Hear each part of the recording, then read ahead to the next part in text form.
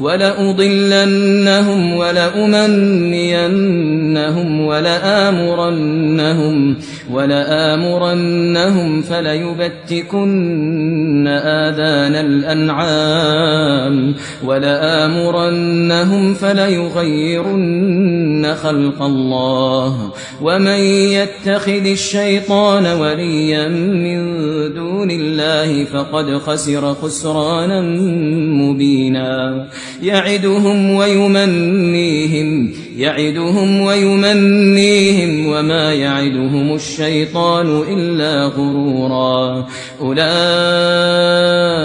مأواهم جهنم ولا يجدون عنها محيصا